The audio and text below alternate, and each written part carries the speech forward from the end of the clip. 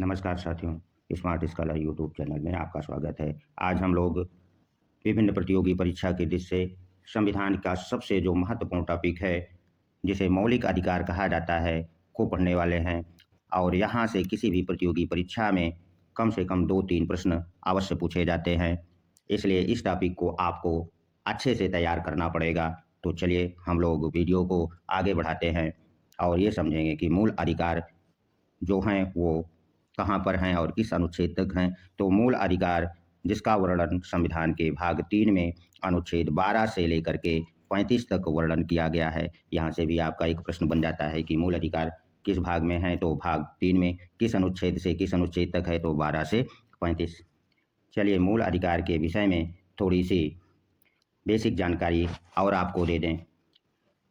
मूल संविधान में जो मौलिक अधिकार या मूल अधिकारों की संख्या कुल थी वो 7 थी और वर्तमान में कितनी है, तो वर्तमान में 6 है। जो एक मौलिक अधिकार को हटाया गया है वह है संपत्ति के अधिकार को। कब हटाया गया? 44वें संविधान संशोधन 1978 के द्वारा संपत्ति के अधिकार को मूल अधिकार से हटा दिया गया, जिससे वर्तमान में अब मूल अधिकारों की संख्या 6 रह गई है।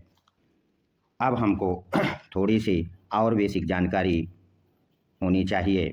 वो ये कि यदि आपसे हम प्रश्न करें कि जो मूल अधिकार या मौलिक अधिकार है हमारे संविधान में किस देश से लिया गया है, तो बताइए। चलिए हम बता दे रहे हैं कि जो मूल अधिकारों का वर्णन हमारे संविधान में है वह अमेरिका के संविधान से लिया गया है, जो दुनिया का सबसे पहला लिखित संविधान है और सबसे छोटा संविधान भी है। अब हम लोग मूल अधिकार में जो पहला अनुच्छेद है, अनुच्छेद 12 में क्या उल्लिखित है इसको जानेंगे। तो अनुच्छेद 12 में राज्य शब्द को परिभाषित किया गया है और राज्य शब्द के अंतर्गत कौन कौन आएंगे इसका उल्लेख है। क्या आपको पता है कि राज्य शब्द का उल्लेख जो अनुच्छेद 12 में है, कौन कौन राज्य शब्द के अंतर्गत आएंगे? सोचिए और बताइए और ईमानदारी से कमेंट करिएगा यदि आपको पता था। चलिए यदि पता है तो ठीक है, लेकिन फिर भी हम यहाँ आपको बता दे रहे हैं। राज्य शब्द के अंतर्गत संघ की संसद एवं संघ की सरकार आती है।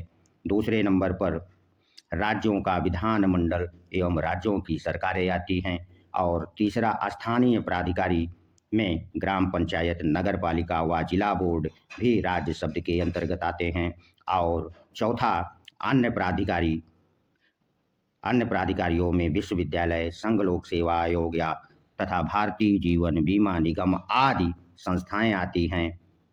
अब आप लोग समझ गए होंगे कि राज्य शब्द का उल्लेख जो अनुच्छेद 12 में है उसके अंतर्गत कौन कौन आता है, और इसे बड़े ध्यान से आपको नोट्स बना लेना चाहिए, क्योंकि मौलिक अधिकारों को जब हम आगे पढ़ेंगे तो राज्य शब्द से आशय हमारा इन्हीं सभी संस्थाओं से होगा।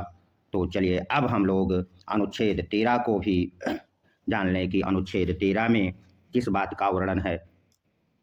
यदि आपको पहले से पता है तो कोई बात नहीं है।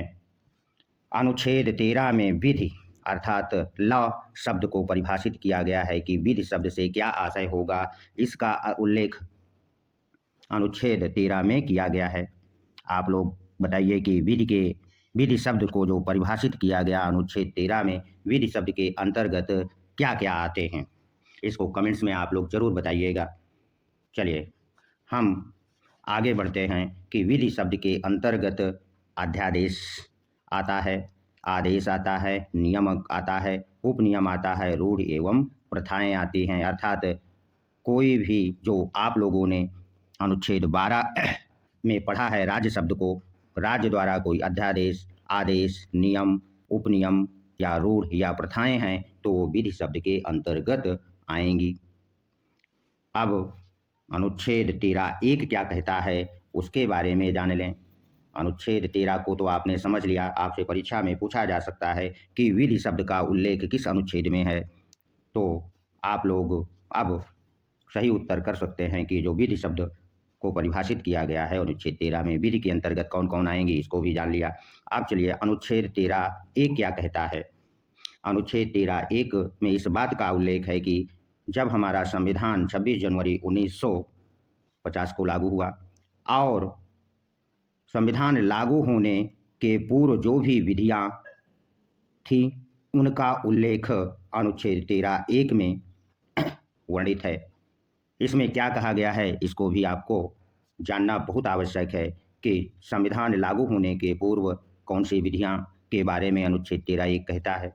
तो अनुच्छेद 13(1) में इस बात का उल्लेख है कि जिस मात्रा तक पूर्व विधियां मौलिक अधिकारों को कम करती हैं, यानी जो संविधान लागू होने के पूर्व जो भी विधियां हैं वह यदि मौलिक अधिकारों को जिस मात्रा तक कम करती हैं स्वतः शून्य होगी।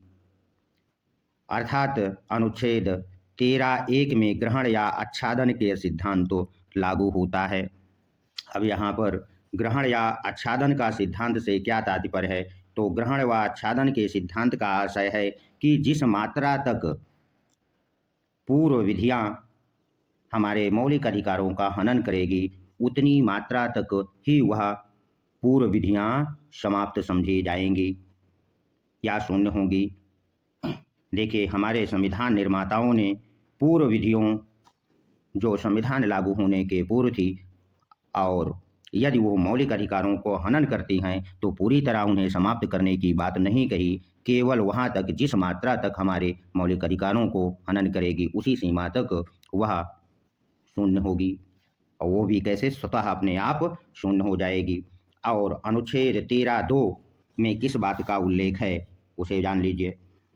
तो अनुच्छेद 13 में संविधान लागू होने के बाद की विधियों के विषय में उल्लेख है कि संविधान जो 26 जनवरी 1950 को लागू हो गया और संविधान में मौलिक अधिकारों से संबंधित विभिन्न अनुच्छेद लिख दिए गए। बाद में यदि राज्य द्वारा कोई, चाहे वो केंद्र सरकार हो या राज्य सरकारें हों, संविधान में यदि संशोधन करती हैं तो हमारे मूल अधिकारों पर इसका क्या प्रभाव होगा, ये पहले उन्होंने संविधान निर्माताओं ने लिख दिया। क्या लिखा है? उन्होंने लिखा है कि अनुच्छेद 13(2) में इस बात का उल्लेख कर दिया गया कि बाद की विधियां जो मूल अधिकारों की उल्लंघन की सीमा तक स्वतः शून्य होगी।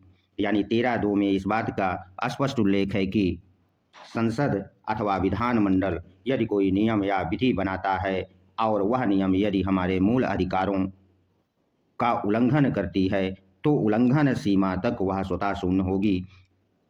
अर्थात अनुच्छेद 13(2) में पृथक्करण सिद्धांत लागू होता है। अर्थात जो भी विधि अध्यादेश लाया जाएगा वो उल्लंघन की सीमा तक अलग कर दिया जाएगा। अगर अलग करने के बाद उस विधि या अध्यादेश का मूल भाव समाप्त हो जाता है तो पूरा भाग समाप्त हो जाएगा। अब हम लोग अनुच्छेद 13 के तहत कुछ अधिकार दिया गया है, वो किसे दिया गया है? तो अनुच्छेद 13 में इस बात का उल्लेख है, या किस बात का उल्लेख है कि जो न्यायिक पुनर्अवलोकन की शक्ति सुप्रीम कोर्ट और हाई कोर्ट को प्रदान की गई है। यानी अनुच्छेद 13 में इस बात का उल्लेख भी कर दिया गया कि यदि कोई केंद्र सरकार या हाई कोर्ट या कोई अन्य राज्य संस्थाएं ऐसा नियम विनियम बनाते हैं तो सुप्रीम कोर्ट और हाई कोर्ट को न्यायिक पुनर्अवलोकन की शक्ति होगी। अर्थात उस नियम विनियम की समीक्षा करने का अधिकार सुप्रीम कोर्ट और हाई कोर्ट के पास होगा और न्यायिक पुनरावलोकन की यह शक्ति हमने अमेरिकी संविधान से ली है। यहाँ से भी एक प्रश्न बन गया कि न्यायिक पुनर्अवलोकन की शक्ति जो ली गई है किस संविधान से ली गई है, और न्यायिक पुनर्अवलोकन की जो शक्ति है अर्थात विधियों और कानूनों की समीक्षा करने का अधिकार जो सुप्रीम कोर्ट को है वो अनुच्छेद 32 के तहत है, और हाई कोर्ट के पास जो न्यायिक पुनर्अवलोकन का अधिकार है अनुच्छेद 226 के तहत है। यदि कोई भी नियम विनियम हमारे मौलिक अधिकारों का उल्लंघन करता है तो सीधे हम सुप्रीम कोर्ट में जा सकते हैं या हाई कोर्ट में जा सकते हैं। अब चलिए हम लोग अनुच्छेद तेरा से संबंधित प्रमुख वाद क्या हैं उनको भी पढ़ लेते हैं, क्योंकि यहाँ से भी बहुत बार प्रश्न पूछा जाता है। तो जो संबंधित प्रमुख वाद है, पहला वाद है शंकरी बनाम भारत संघ, जो कि 1951 में सुप्रीम कोर्ट में गया था।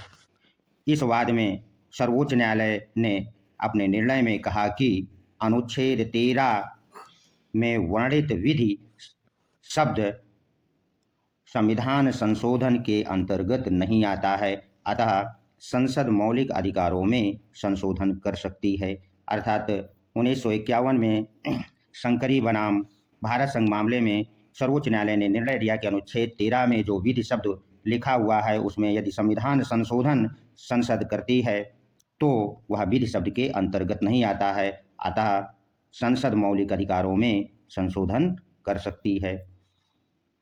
किंतु एक और मामला गोलकनाथ बनाम पंजाब राज्य 1967 में पहुंचता है।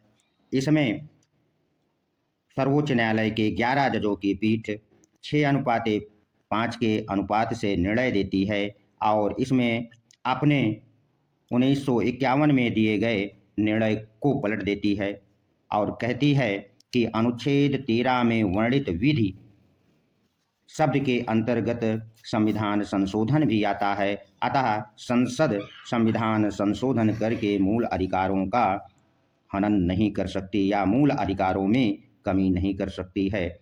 जब 1967 में सर्वोच्च न्यायालय ने यह फैसला दे दिया कि संविधान संशोधन भी अनुच्छेद 13 के अर्थों में विधि है और संसद कानून बना करके मूल अधिकारों में कमी नहीं कर सकती है, तो यह बात केंद्र सरकार को अच्छी नहीं लगी और सुप्रीम कोर्ट के इस फैसले के प्रभाव को समाप्त करने के लिए संसद ने 24वां संशोधन 1971 कर डाला और उसमें ये इस बात का उल्लेख कर दिया कि संविधान संशोधन अनुच्छेद 13 के अर्थ में विधि नहीं होगा, अर्थात 13 के अर्थों में विधि से बाहर कर दिया। उन्होंने ऐसा कर दिया कि जिससे अब कोई झंझट न रह जाए। और अभी यह मामला यहीं नहीं रुका, फिर सुप्रीम कोर्ट में एक वाद जाता है जो सबसे महत्वपूर्ण वाद है और अक्सर यहाँ से सवाल पूछा जाता है। तो केरल के एक व्यक्ति हैं जो केशवानंद भारती हैं। केशवानंद भारती बनाम केरल राज्य संघ 1973 में एक वाद सर्वोच्च न्यायालय पहुँचते जाता है, जिसमें अब तक की सबसे बड़ी पीठ द्वारा सुनवाई की जाती है। 13 जजों की एक पीठ बैठती है और जो कि 7:6 के अनुपात से यह निर्णय देती है कि जो 24वां संविधान संशोधन 1971 संसद ने किया है वह वैध है, किंतु संसद आधारभूत ढांचे में परिवर्तन नहीं कर सकती है। यानी कि 24वें संशोधन को सुप्रीम कोर्ट ने वैध ठहरा दिया और आगे लिख अपने निर्णय में कह दिया कि संसद संविधान के मूल ढांचे में परिवर्तन नहीं कर सकती है। अब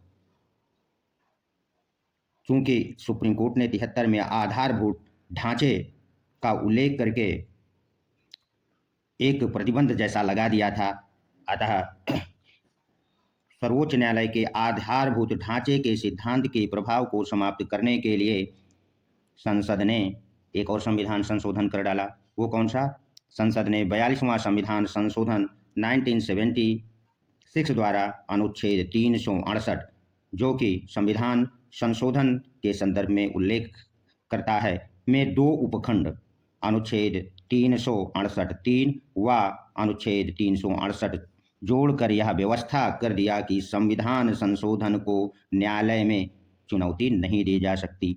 यानी कि संसद ने यह कर दिया और कि सारा झंझट खत्म हो जाए कि जो भी हम संशोधन करेंगे उसे न्यायालय में प्रश्नगत नहीं किया जा सकता। अनुच्छेद 368(3) और अनुच्छेद 368(4) जोड़ करके ये व्यवस्था कर दी कि हम जो भी करेंगे उसको न्यायालय में प्रश्नगत नहीं किया जा सकता। लेकिन आगे फिर एक वाद पहुंचता है मिनर्वा मिल्स बनाम भारत संघ के मामले में।